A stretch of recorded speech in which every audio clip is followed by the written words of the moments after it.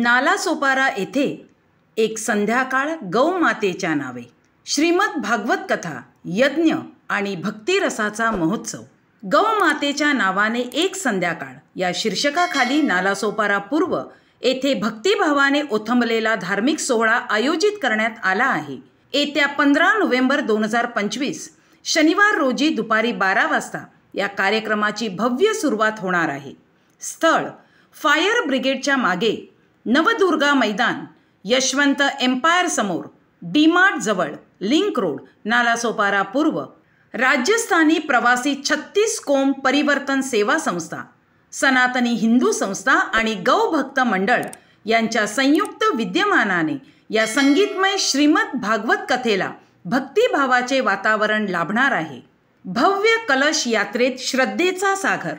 या कार्यक्रमाचे मुख्य आकर्षण म्हणजे भव्य कलश यात्रा, जी नालासोपारा येथील राम मंदिर, अचोले रोड, साईधाम टॉवर मागून प्रारंभ होईल.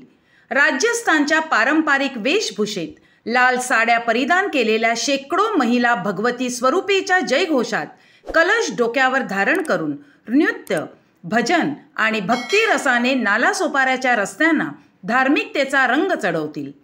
मार्गभर श्रद्धाळू व समाजसेवक पुष्पवृष्टी करीत यात्रेचे स्वागत करतील. श्री कृपारामजी महाराज यांचे आशीर्वचन. कथा वाचनाचे शुभारंभ श्री कृपारामजी महाराज यांच्या आशीर्वचनाने होईल. त्यांनी सांगितले की भागवत हे केवळ धर्मग्रंथ नसून जीवनाला सत्य, शांती आणि आनंदाच्या दिशेने नेणारा मार्ग आहे. ज्या ठिकाणी भागवत श्रवण होते तेथे पाप, क्लेश आणि नकारात्मकता आपोआप नष्ट होतात. 9 दिवस भक्तिरसाची मेजवानी. ही कथा 9 दिवस चालणार असून दररोज सायंकाळी 3 ते 6:30 वाजेपर्यंत भजन, कीर्तन, प्रवचन आणि प्रसाद वितरण होईल. 16 नोव्हेंबर रोजी सायंकाळी 4 वाजता गौभक्त ओमजी मुंडेल यांच्या मधुर वाणीतील भजन सादरीकरण कार्यक्रम होणार आहे.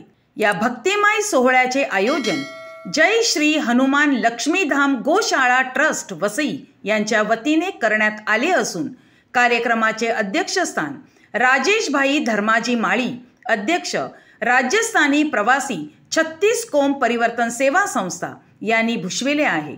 त्यांनी सांगितले की या भागवत कथेमागचा उद्देश समाजात संस्कार, सद्भाव आणि भक्तीची धारा प्रवाहित करणे हा आहे. या पवित्र प्रसंगी वसई विरार परिसरातील असंख्य श्रद्धाळू महिला, युवक आणि धर्मप्रेमी सहभागी होणार असून नालासोपाऱ्यात भक्तिभावाचा महासागर उमटणार आहे.